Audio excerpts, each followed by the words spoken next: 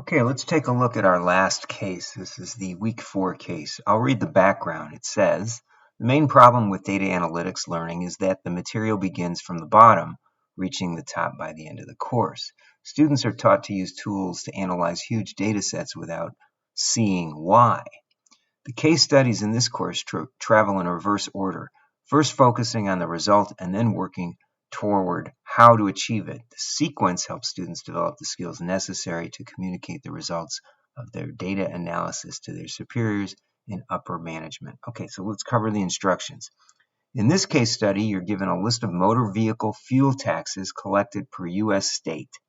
Download the Case Study 4 instructions document and the fuel tax collection by state data file. Follow the directions in the instructions document to complete this case study assignment.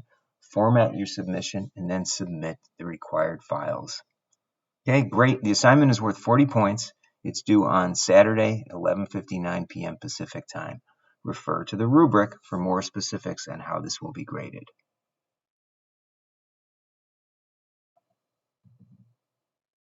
Okay, so here's the ACC555 Data Analytics Case Study 4. The objective here is to analyze motor vehicle taxes by state. We're using the impact model, and we have a file called Sales Tax Collections by State.csv. Now, there's only 3,000 records, so you could work with the data in Excel if you want, but ultimately you're going to import a final product into Power BI for analysis and reporting. Let's go through the instructions. The first step is to identify what questions need to be answered.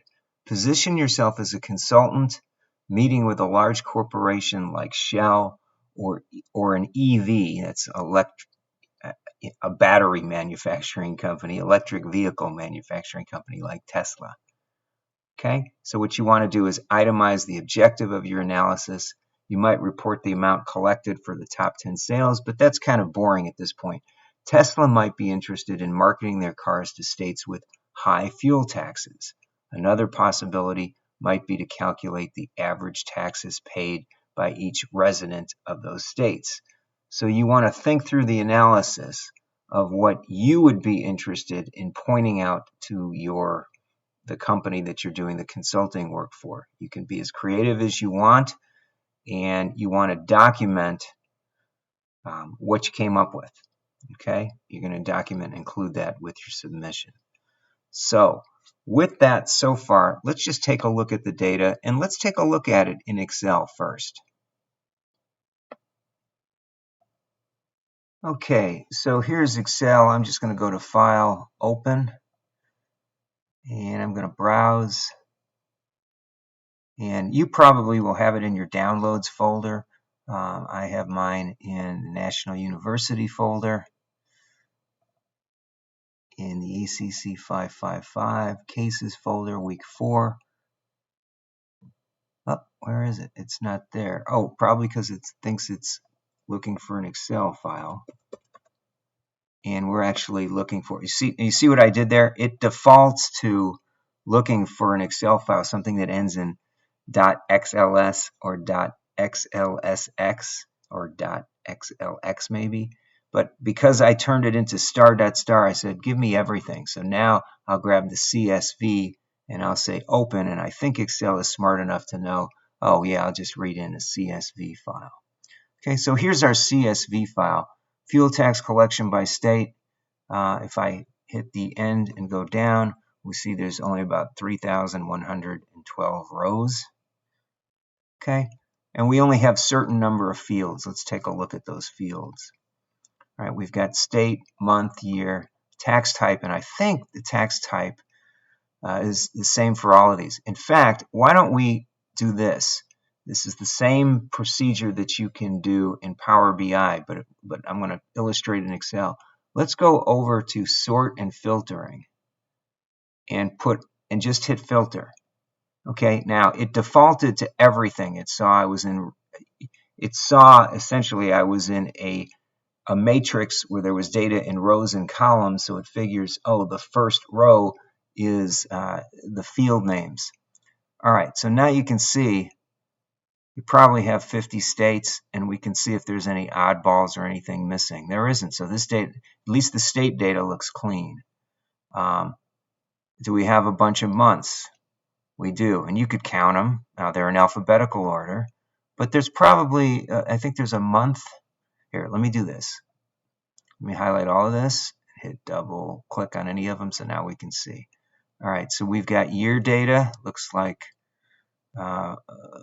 6 years, and I'm not sure if we have complete year data. I'll leave that up to you to figure out whether all the yearly data is there or not. Okay, how about tax type? Well, there's only one tax type, motor fuel. So what that basically means is this column, you really could get rid of it. We don't need it for anything because every record is exactly the same. And then there's the value, and this is the key piece of information that we need. Okay, now it says we're analyzing motor vehicle taxes by state. So this value is the motor vehicle taxes for that particular row of information. Well, given that we think that is a numeric value, a dollar value, you might want to turn it to, dollars so you can see it. I don't think we need decimal places. And quite frankly, I'm not a fan of having a dollar sign everywhere. I tend to use a comma with no decimal places, even when it represents dollars. Okay. Now there's this fifth state. Well, gee, what does that mean? Alabama is 1, and Alaska is 2, and then Arizona is 4. Oh, it looks like this is a state number that goes with the state. I'll leave that up to you to investigate and see what's going on. And then here's the number of the month we're in. 4 sure sounds like April, right? Let's see if we've got 12 months of data. We do. And just to test this, what we could do is filter it for, I don't know, let's say July. Okay, and is it always July? And it looks like it is. So we've got some good information here. Okay. Let me undo the filter by clicking here and putting them all back, and it should go back to normal. Now, again, if you want to clean the data, you can sort this, right? You could say, oh, let's sort by maybe by year, right? So you can come up to Excel, and under sort and filter, now you could say sort. Okay, and now it resorted by year 2019. Right? So you get to see that. You could sort by year and month, whatever you need to do. My point is that you can't, with a smaller data set, you could certainly use Excel to make some sense out of it. And look what do we have here? We have a note. I don't even know if it's being used. Looks like it's all blank. And we've got an ID field that looks like it is tied to the month, the year, and what would the 4 be? Oh, the state, excuse me, the state first, then the year, then the month. Okay, so if we sorted by that, we think we would, well, let's sort it by that and see what happens. So let's sort A to Z, and what it does is it gives us Alabama first, and then it sorts by the numeric, what's it sorting by? Oh, you know what? We would have to actually sort it with a multiple sort, because this is just sorting by the ID by itself. So what we could do is come up here and say sort, and say custom sort, and you could say I want to sort by, we'll see if this works. We want to sort by the state first, and that would be the state number. I'm going to try to duplicate what's in the ID. Then the year first, add a level. Okay. And then I would add a month number, add a level. Do we have a numeric month? All right, all smallest to largest, hit OK. Oh, it's being sorted, excuse me, I did that wrong. Sort by, that should be state number. Where's our, it's called FIPS state. Then year, then by month. Okay, let me hit enter. And now what we see is we've got Alabama, and we can see how it's sorting in order. Okay, for 2019, what happens when we start with Alaska? All right, so it's sorting by that mode. Anyway, my point is a lot of what you can do in Excel, you can also do in Power BI and vice versa, at least when we've got small enough records that Excel can work with it. Okay, next we're going to work with Power BI and essentially do the same kind of quick look at our data. Now, I have Excel running in the background. Let's see if it'll let us open it while Excel still is pointing to that same file. So I'm going to get data from other sources. Okay, it comes up with get data. I know it's text CSV. I'm going to hit connect. All right, now I've been here before, so it goes to the directory where I have the CSV file. In your case, it probably is in downloads, but it's entirely up to you where you kept the downloaded file. So let me hit that and hit open and see if it even lets us in, or if Excel has a lock on the data.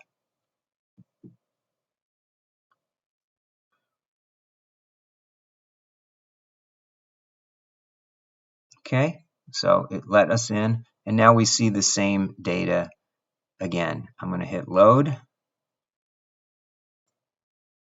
Now, at this point, the data is loaded, but remember, we want to see the data. Well, it will be loaded in a minute here.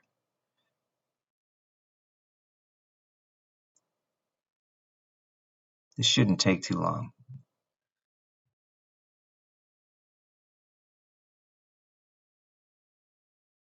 There it is, 3,111 records.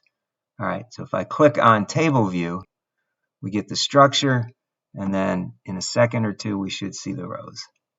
Okay, so now you can do all the exact same things, right? You can see what's in here. You could sort ascending, sort descending, right? Sort by column. You know, lots of information available for you to look at.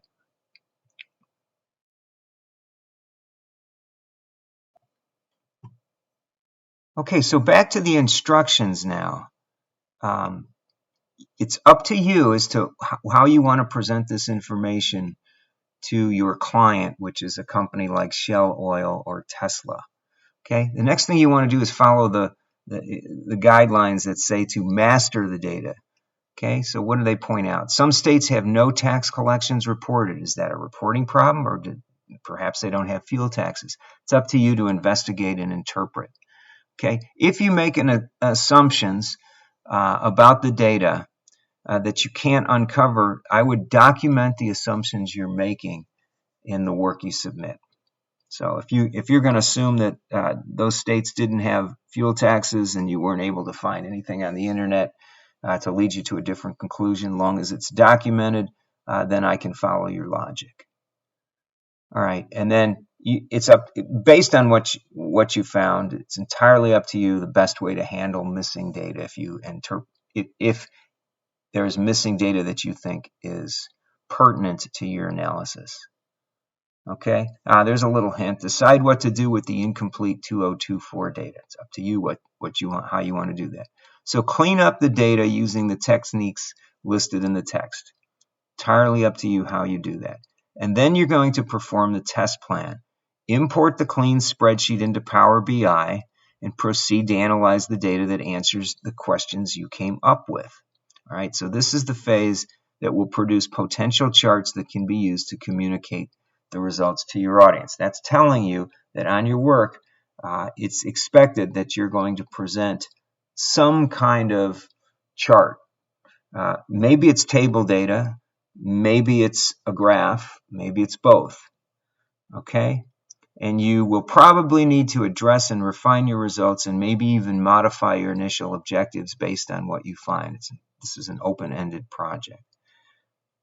Okay, and then you have to communicate the results of your analysis. So what you want to do is formalize the charts that best communicate your findings.